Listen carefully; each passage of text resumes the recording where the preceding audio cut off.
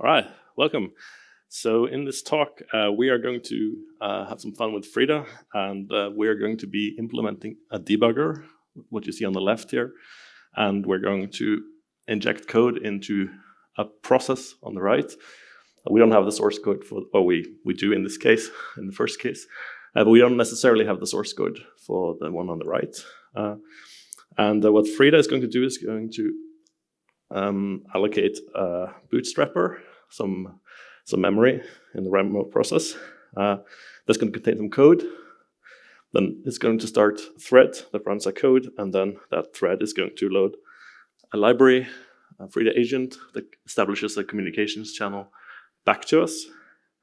And over that communications channel, we can tell it to evaluate scripts, and those scripts can observe or change behavior. So that's kind of Frida in a nutshell. I don't have time to do a more thorough intro than that in this talk, but you'll see later in the talk that we will have some failures along the way. All right. So one of the new features in Frida 15 is that there is I've moved the protocols to WebSocket, and this means you can actually write a debugger with web technologies without having to write any middleware. So you can just go straight in and do prototyping, and it also opens up. That means you can build collaborative applications as well. But anyway, let's just dive in and try to build a single-page app. So we'll start with a boilerplate. So npx init demo. We're going to use Nuxt.js, which is similar to Next.js for those familiar with that, but for Vue instead of React. So that gives us a tiny boilerplate. So I'm gonna cheat and copy in a log file. This means that my system won't have to, it can use the dependencies it already has in its cache, so this will go a bit faster. Right, so then we're going to add some things, some UI components, and UI libraries, UI toolkit libraries.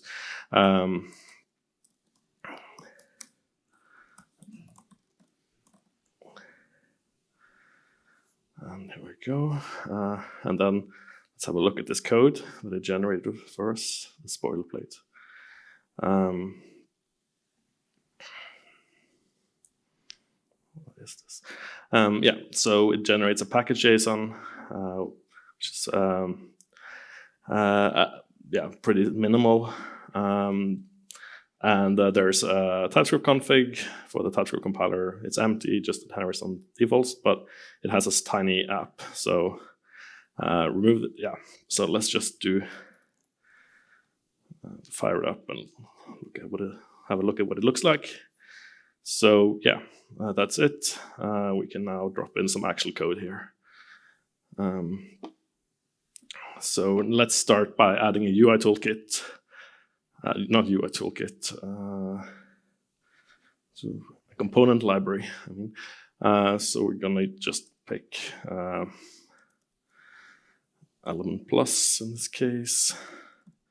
These choices are kind of arbitrary. I've just had fun playing with new things before the conference, and this worked in the end, so I went for that. So we're gonna install an exact version of that package since I don't want any surprises. Okay. Yeah, so we've added that. Now we're just gonna need to drop in a plugin to plug that into the client side.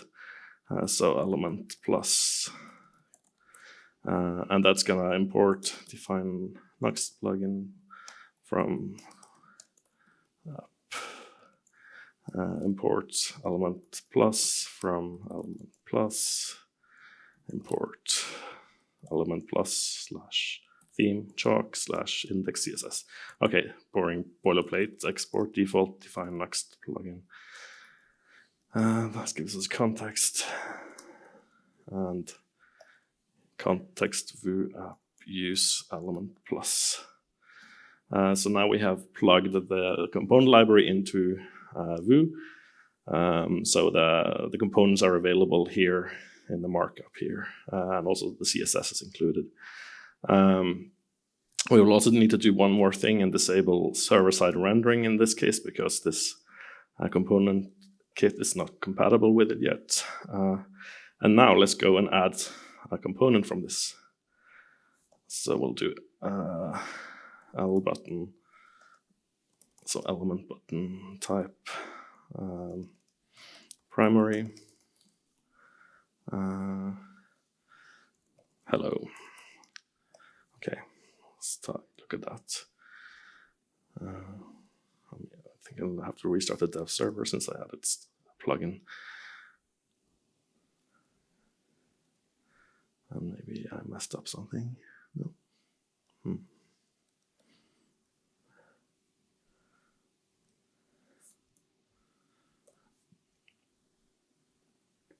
Yeah, that's our button. So we have that.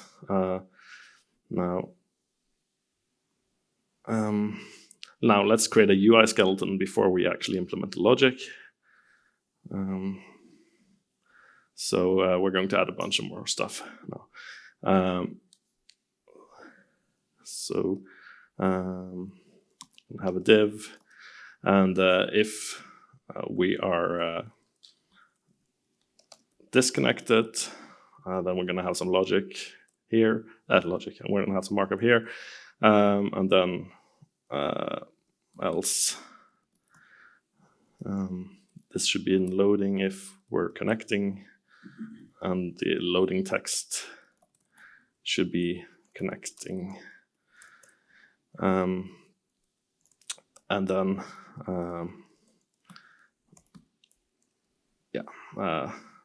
so let's actually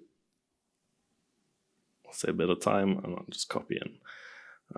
So we're going to have a view, a top view, where we handle the disconnected state when we're not connected to the Frida server, and we're going to have a connected or connecting part here. And then we're going to show a table of some metrics, and then we're going to have a divider and a button. And the button has a label with attack. So you might already have guessed that this is a game we're going to be instrumenting. That is the process on the right. So we're going to need some logic. So I'll wire that up. And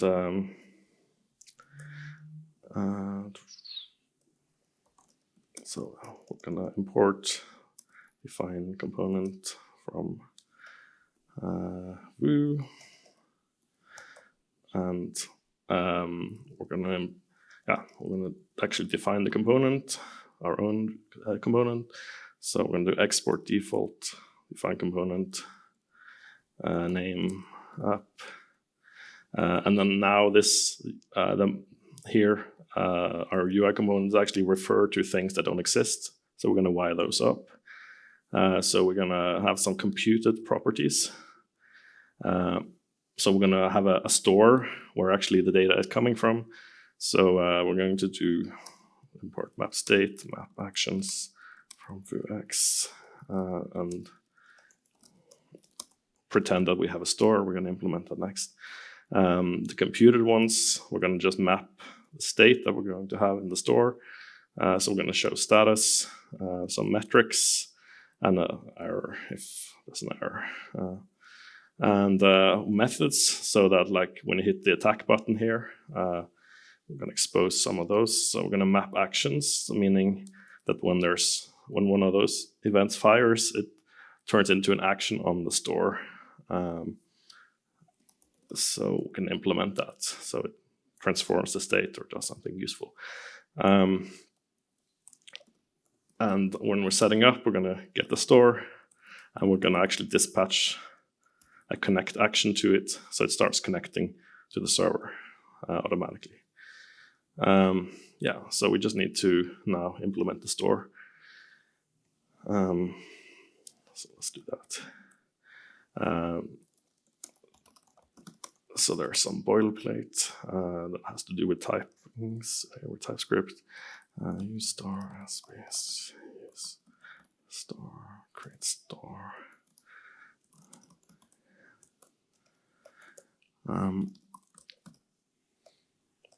That means we need to have an injection key to store our state. But yeah, we need the function use store, which we imported from the component, the app component, and that's going to do return base use store key, which is going to look up the instance of the store. And now let's actually implement the state. Define the state that we want in the store. So we have a status where we're either disconnected, connecting, or we're connected. And we have some metrics, perhaps, and we'll have an error maybe. And the metrics, they have a label and a value. So each metric has a label and a value. And then we'll actually have the store. So, yeah. And the store needs to initialize a state that we defined above. So the status there will be disconnected initially, and the metrics will be empty, and the error will be null. And then we'll have some actions. So when you click a button in the UI, like the attack button, or when the component starts up, it will do the connect action. So that will commit. So actually, actions connect. It's given a context here, and then that is given a state and a commit, meaning it can look at the state and commit mutations. Mutations change the state. Now,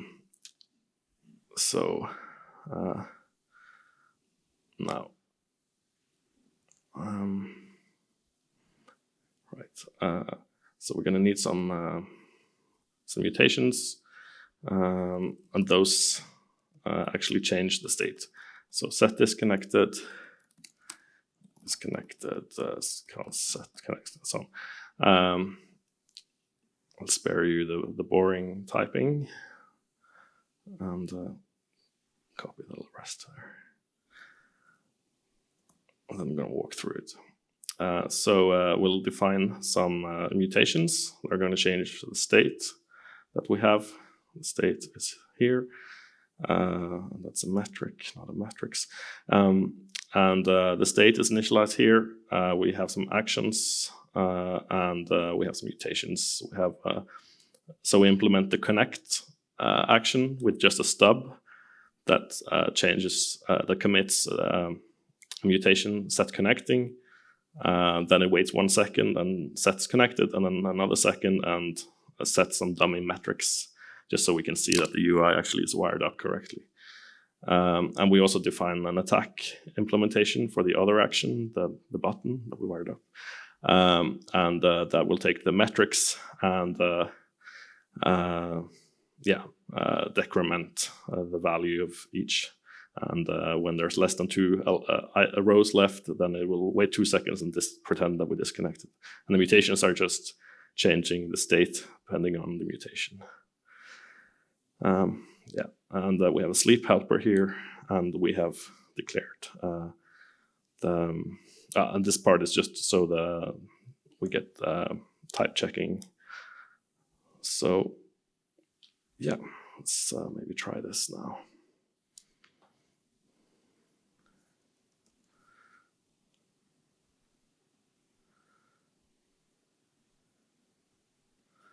So can I read properties on if I read dispatch 17? Did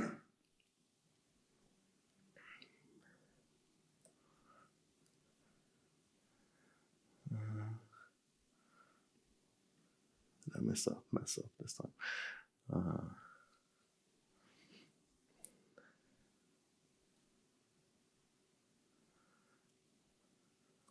So let's look at the error.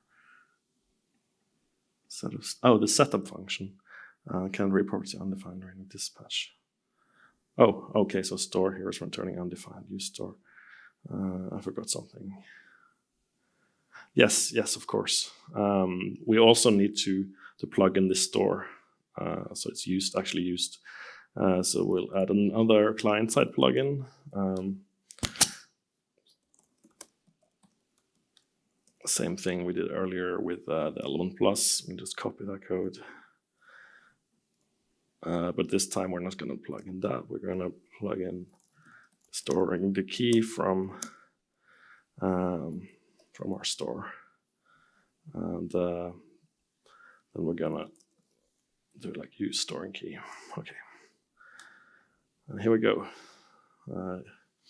So as you can see, it's connecting, waiting a bit, and then pretending there's some metrics, and we can attack, and that just decrements. And then now we simulate the disconnection. Okay, so now we have some boilerplate to start and actually add the interesting part, or actually instrumentation. But one thing first, we could maybe add some styling to make it look a little bit better. So we'll just quickly do that.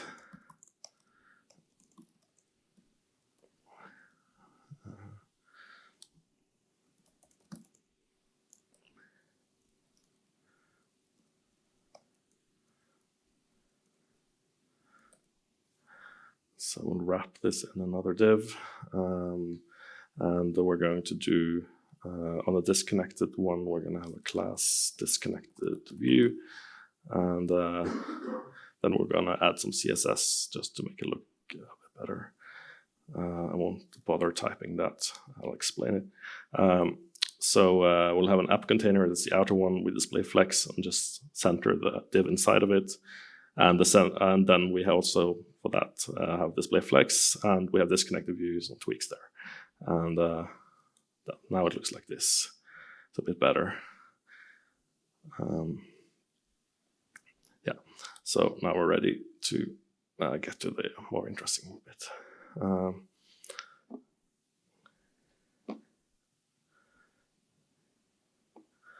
Okay, so we're gonna need a couple of libraries now. So we're going to do yarn add Frida web client and Frida web shims.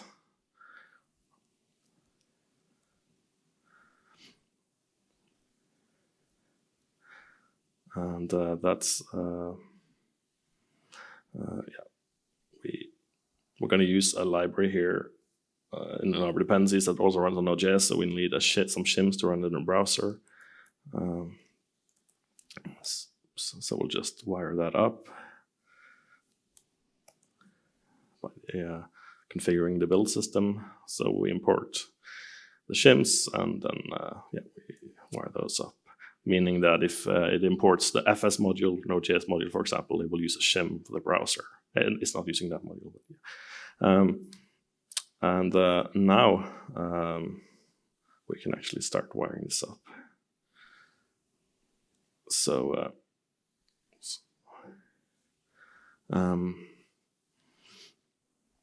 right, so we're in the store. We're gonna just now add the actual logic here.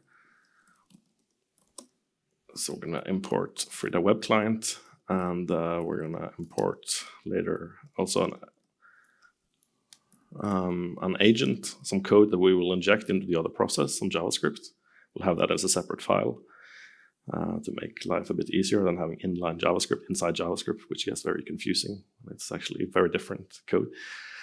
And then now in our state here, we're going to have a Frida client, and we're going to have a script, Frida script, or null, and when we're not connected. So that's the script that gets injected in on the other side, represented by that object.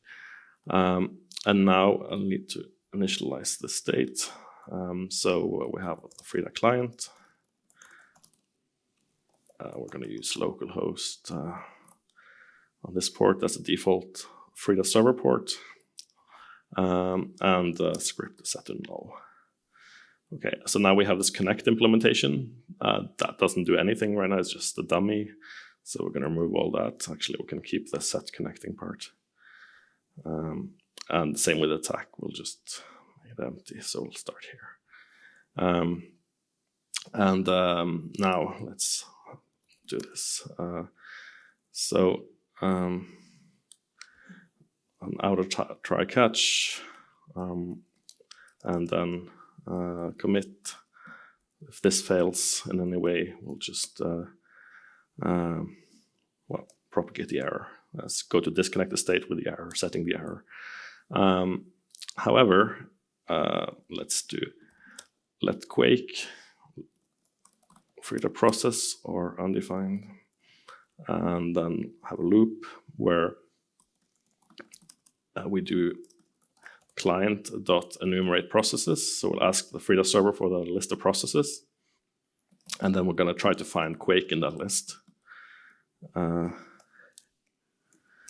I chose this pretty old game because things were simple back then, so I didn't have to spend much time figuring out how to connect to the internals. Most new games are using Unity or something big and complex, so save some time there by using Quake. If we don't find it, then yeah, this could be improved. I mean, we could listen for events. And then we'll keep doing this while Quake is undefined. So we'll stay in connecting state. We could have a different state there to have a better user experience, but we won't do that. And now that we have found the process, we can do client.attach to Quake's PID process ID. Then once we have a session, we can also create a script. So now we have established the communications channel. And over the communications channel, we can do the session, create script. And here we have the agent that we imported from here. So that would be a separate file that we will inject into Quake. And yeah, of course, we need to load the script. And then set connected with the script. We'll also need a little bit of extra logic, like to handle network errors. So we'll hook up a handler to the detached signal on the session, and if we're in connected, then well, yeah, we're gonna turn that enum into a string. So and then when we have that, I'm going to create a new error with that message. So we have that hooked up. And for the script, before we load it, we should also have a message handler because the script can send us messages. So if we make a mistake in our JavaScript there, that will turn into a message that we can handle. We can also send messages to ourselves, like we would want to do here for the metrics that we're going to deliver to the UI. Just bear with me, this will get clearer in a bit when we implement that logic. We're trying to do this top-down, so a lot of things are not clear yet.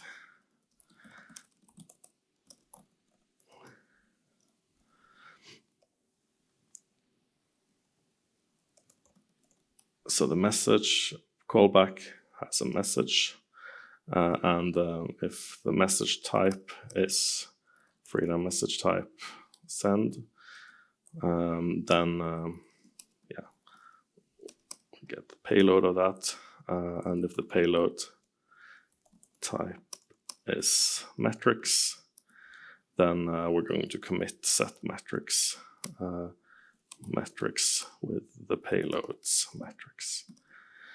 So we handle this message. So if we didn't handle it, then just console warn for.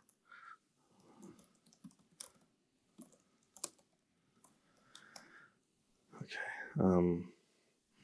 Yeah. We load. We go to connected. And and for the attack action, we're going to do state script exports attack. So we're going to call a function on the remote script. You'll see in a bit how that is defined. Now we also need to update the mutations. So we go to the disconnected state. We set the script to null. And when we go connected, we also need to set the script so that this here attack can actually use this script. Okay. And now we also need to, now we're going to implement the code that we inject into the other process. So that will be our agent. And this agent will have some knowledge of Quake's internals and give that to us, give us access to those.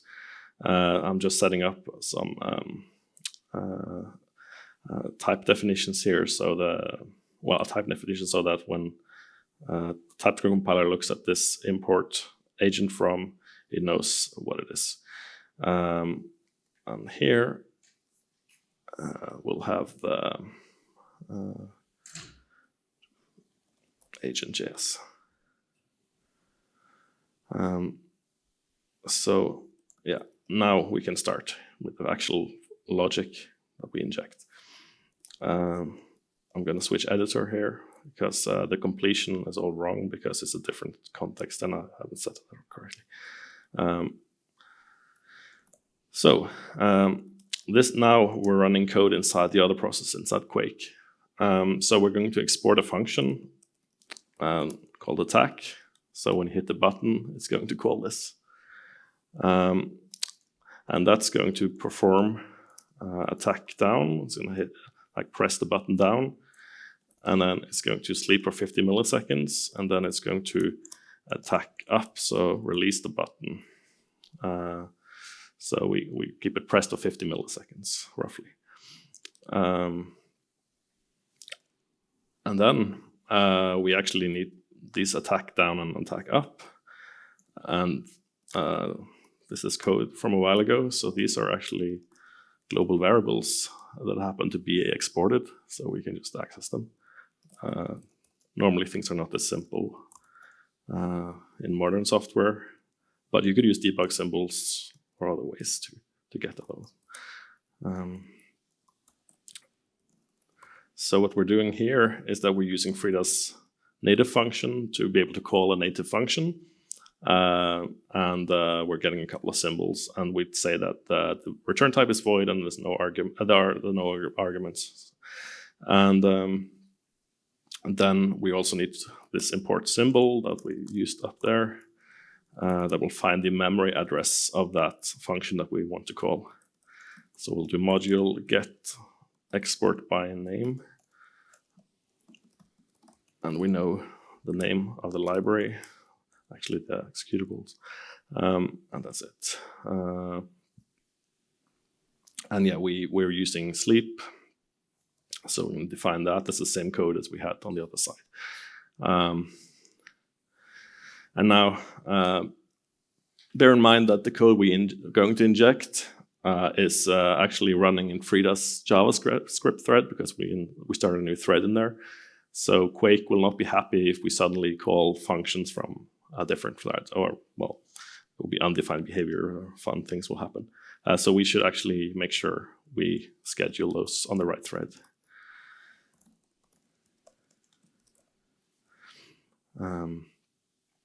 So we'll define a function perform. It performs a function f that does returns a promise.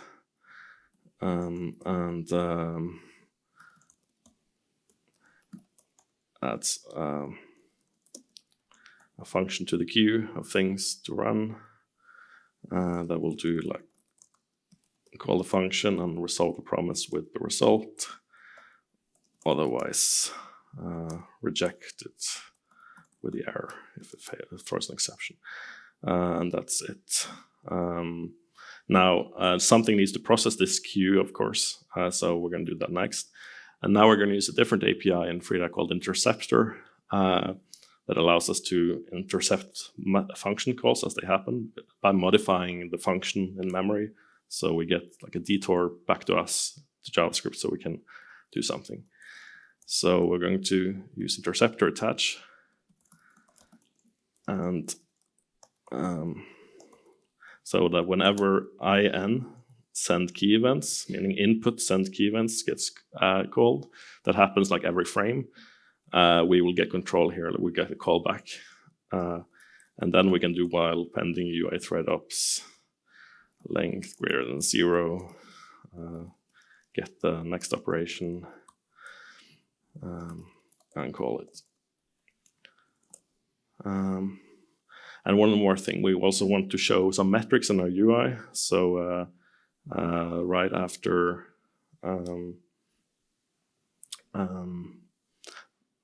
the attack implementation here, we're going to call push metrics.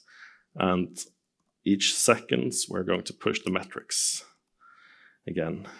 And after attack, you'll probably use the bullet, so that's also a good point to actually push the metrics at that point.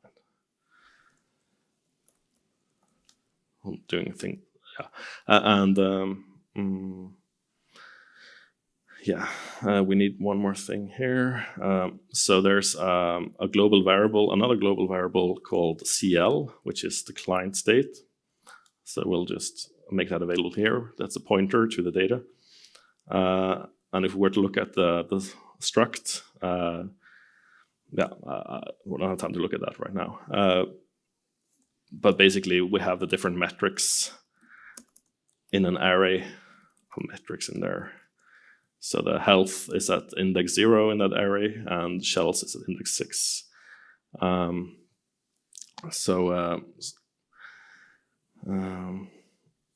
Now let's just implement these things, the push metrics. So we're going to get the metrics somehow by calling read metrics, and then we're going to call send to send that as a message to the other side, to the browser. And in this message, we'll have a type metrics and the payload, and then just the metrics. And to implement the read metrics, we'll use the perform primitive, so we run this code on the right thread, and then we turn an array, and it's like label health, value, read metric health, and similarly for the shells. And finally, we'll implement read metric, which this calls.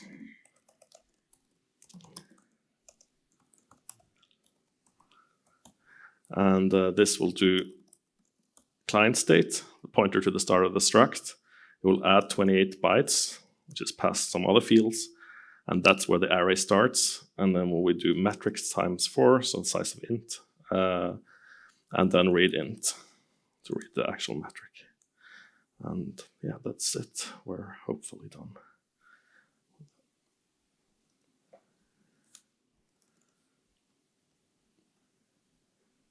Okay, so now we need to start the server.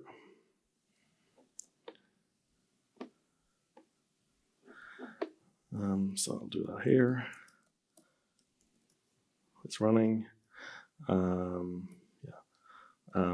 we also, we can just connect. It will be in spinning now because the Quake process is not there yet. So it's just going to get the processes. Is Quake there? No. Get them again each second. Poll to do that. And Quake. And now we're going to start Quake. And there we go. Now it's live. Went into connected state. And start. And let's start a game. And you can see the health is 100 and the shells 25. And if I hit the attack button, it fires. And you can see the shells counting down. And if I go here and commit suicide, you see the health goes down as well to -10 for some reason. So how am I on time now? Yeah, so I quit Quake and it went into disconnected, recent process terminated. So that is working. Okay.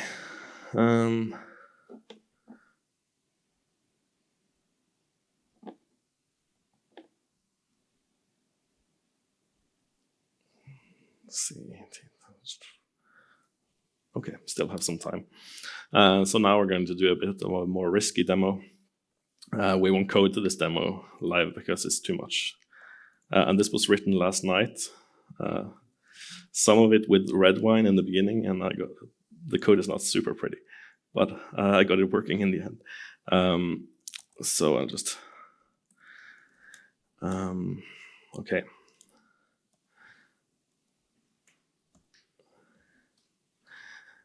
So I think. So what you saw now was Frida server. That is like a headless Frida that you can put somewhere like on a phone, like. And I started on my system here. But there's also something called a portal. That's a new thing in Frida 15. And that's looks like a server, but it doesn't give you any processes. There's no processes there until something connects into it, and then those become exposed. So you can make an existing process join that portal. So the portal could be running in the US, and you could have a process on your phone in Norway, and that could be sent to the US or exposed there. And a coworker could connect to it and actually access that process. So you're giving them remote code execution. It's super dangerous. Obviously, you need to know what you're doing. So you might want to sandbox it heavily. But we can actually do that. Use that here. So let's see. So I'm going to go to downloads and run the Frida Portal. That's just a binary you can download from the releases page of Frida. It's 4.4 megabytes. It's also something you can use from the API to customize the behavior, like authentication and all the things. So I need to find my IP address. I have a hotspot here. I've config. Probably, maybe not. Probably this one. And I don't know. Oh, okay, I'm on the wrong one. Okay, that's why. So I'll use my hotspot so I have some more control.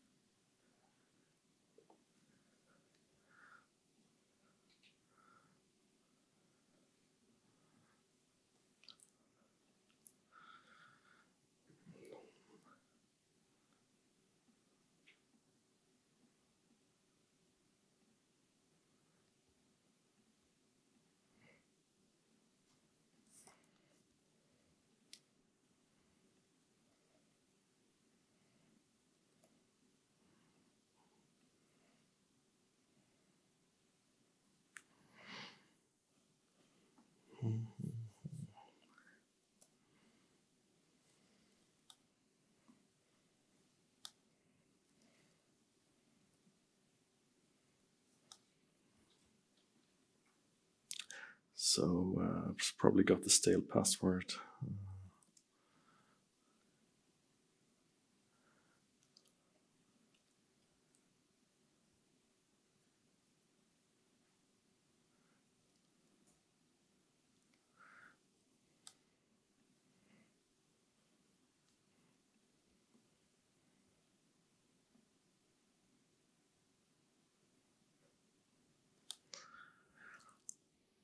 Okay.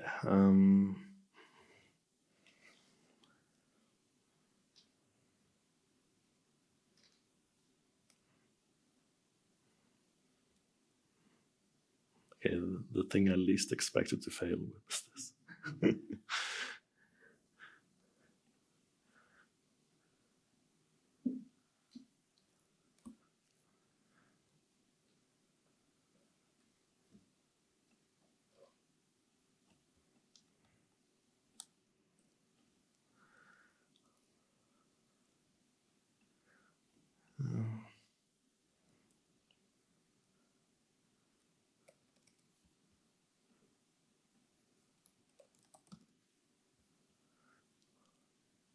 Okay, this one, I found the saved password. It's probably outdated.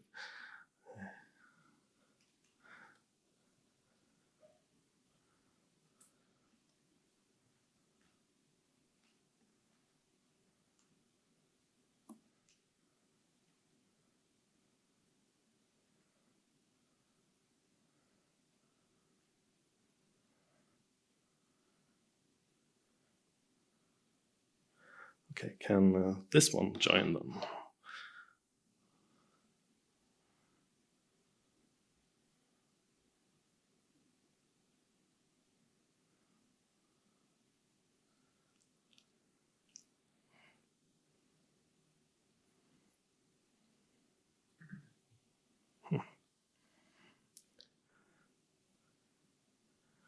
Anyone could volunteer to set up a hotspot.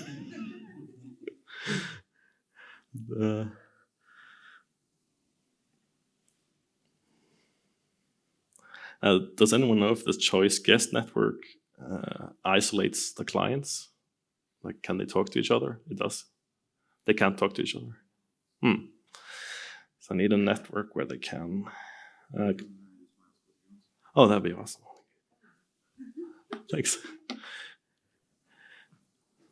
I feel it's amateur hour here right now with me. Sorry. Let's see.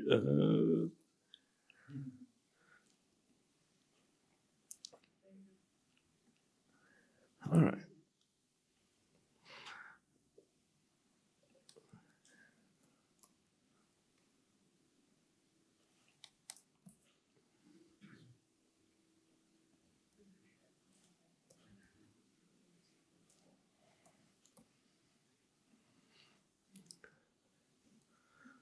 Okay, well, that's connected. Let's connect this one too. Yeah, I wish I had time to deploy this last night, so I wouldn't have to do this. Okay. They're on the same network now. Hopefully it's this one.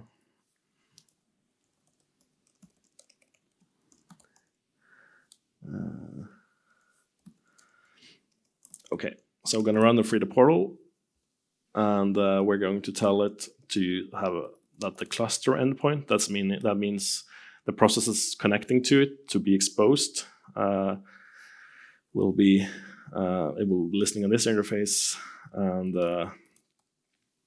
and the control endpoint, that's like the web app, will be on the same one actually. By default, it will only listen on localhost, the loopback interface. And I couldn't spell endpoint correctly, so there. Okay, so now if I do Frida PS and tell it to connect to localhost, no, we're not listing a localhost on this IP address, then it tells us there's no running processes. Okay, so now if I look at my phone here and do Frida PS on USB to see the processes there, we're actually going to now start an app here, which is this app.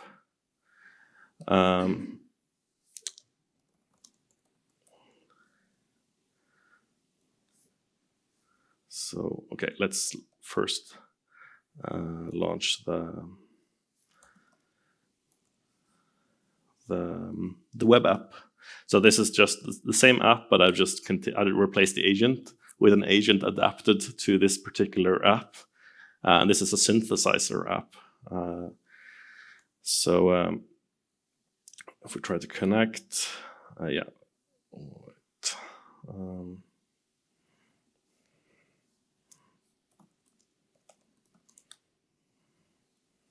Yeah, I have a hard-coded IP address in there. So if we go into the store and where we set up the client, yeah, it will use, no, it's not hard-coded. It will use the host name plus the port, default port. So as long as I access it through the same, like this, it should be able to connect. Now it's waiting for the process to appear. And because as you saw, there's no running processes. So we're going to use something else called Frida join. So we're going to tell it to use USB, and the name of the process is morphwiz. That's the synthesizer over here. And we also need to tell it to connect to this portal. And there we go. Now it's joined. So if we do PS again, you'll see that there's one process. So now this app on the phone has joined this portal on my laptop. And now this web app is happy. And if we do this, fully.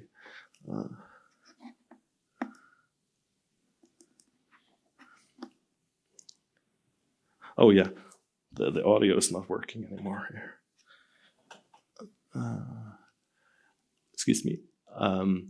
The jack is dead right now, I think.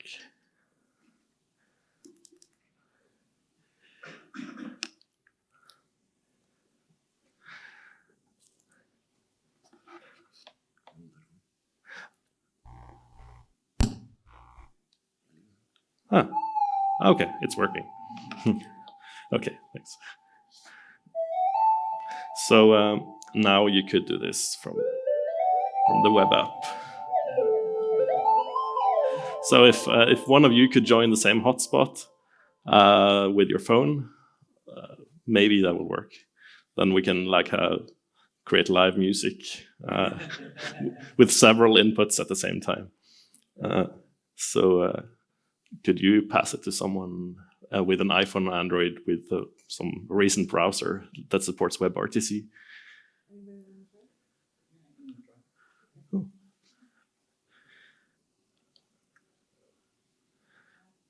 So I'll show you the code in the meantime.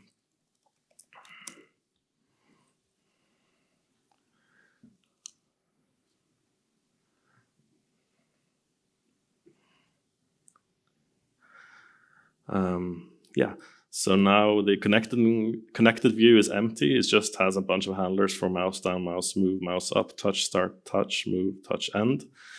And those are just given to the view, to the store. And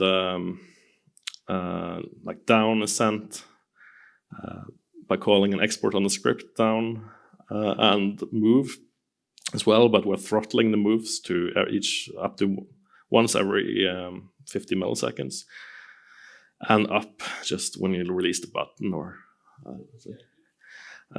so the IP was 172.20.10.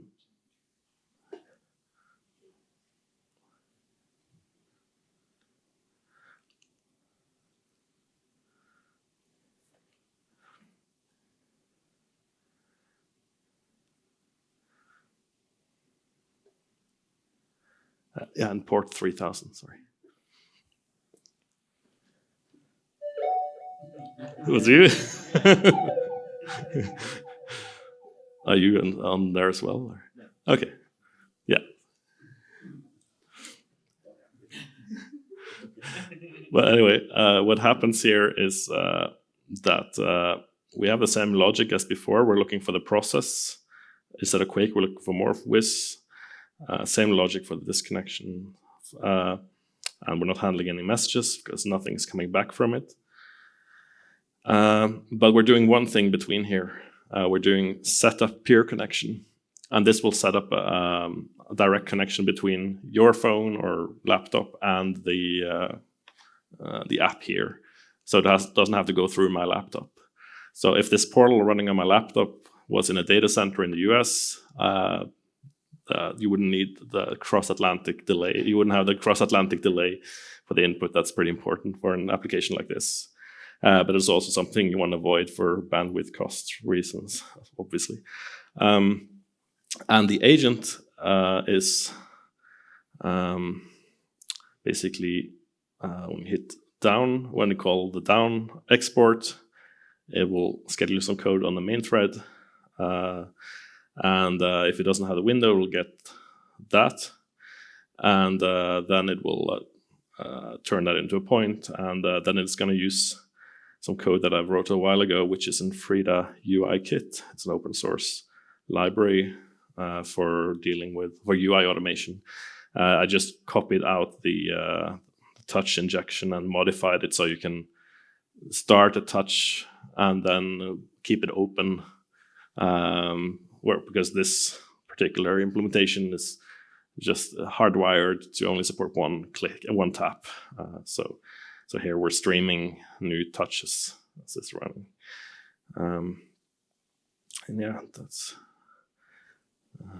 that. That works. Okay, so any questions so far? Let's see how I'm on time. Oh yeah, I will publish the code. We can do that now.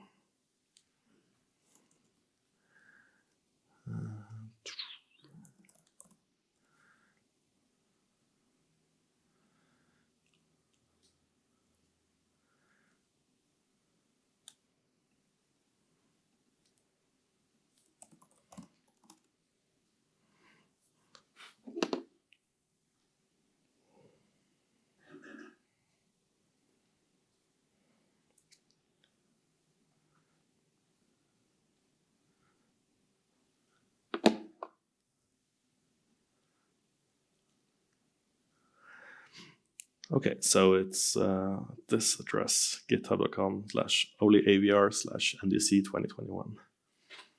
And what I've done is that there's each commit is a part, and I have a PDF with a more detailed script. If you want to look at that, I can add that also. Yeah, so what you saw here, since I have like 5 minutes left, there's the portal. Is normally just a binary that you run, but you can also instantiate it from through a language binding like the Python and Node.js bindings.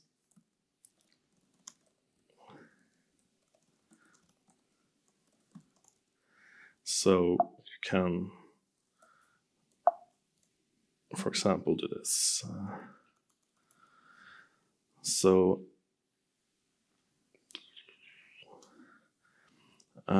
By default, it will have a cluster interface and a control interface. So it's listening on two different ports, one for the incoming processes, and the other one is the control interface, which we talked to here from the web browser. But you can disable the control interface and actually just control it from Python or directly here. So you don't actually need that part if you don't want it. And you can also wire up your own authentication. And that's given a token, and that token can mean arbitrary things to your application. So it could be like an OAuth token from GitHub, for example, that you use on this backend then to look up the user details.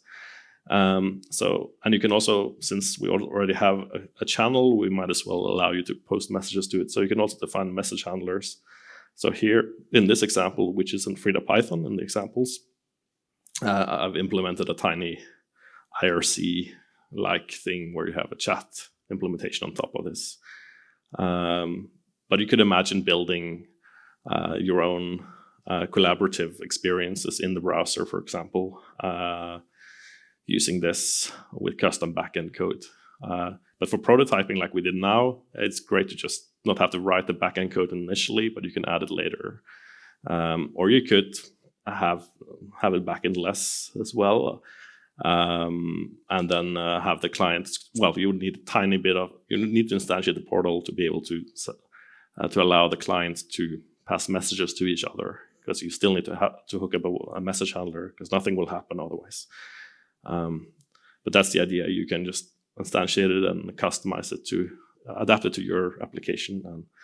And what I wanted to build was like a collaborative reverse engineering experience, for example, when you have multiple colleagues looking at something together, and you would want to maybe have a shared editor and look at the outputs from the scripts and so on. But it could also be something else, like development tools for your internal products, for example. So instead of building tracing into your application, you can have a tracing tool externally that knows the internals of your application and has access to debug symbols, so it doesn't need to use hard-coded offsets or scan memory and things like that. So, but yeah, that's about it. Any questions?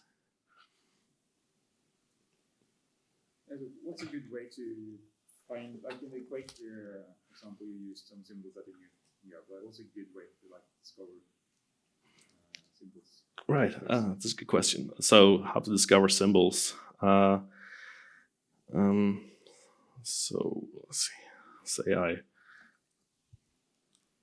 start an app on my phone, and I can use the Frida REPL. So if you do pip install Frida tools, you get the REPL. Then I can tell to use -U for USB and capital F to attach to the foreground application. And now you'll see it's a MorphWiz on the iPhone. And then you can do process enumerate modules, for example. You get all the libraries. And then you could filter those or map just to the path, for example. And say you have MorphWiz. Okay, this library here, let's pretend it belongs to the application. You can do in module enumerate exports, for example. So you start out with the exports and look at what symbols are globally visible or visible. That's the best if they are. If they're not, then you have something called memory scan. So then you can get the say do module process, get module by name. Then we have the base address. And then you can do memory scan, the base address. And we also have the size there, so we could use that. And then you can have a pattern like this. So if you know the instruction sequence of a function internally, you could find it this way. And then you can use question marks to have for bytes that can be any value. So if you have offsets in instructions, like instructions in the part that is the offset, then you can mask those out. There's also masking support, so you can have a bit mask like to match on ARM. You typically want that. And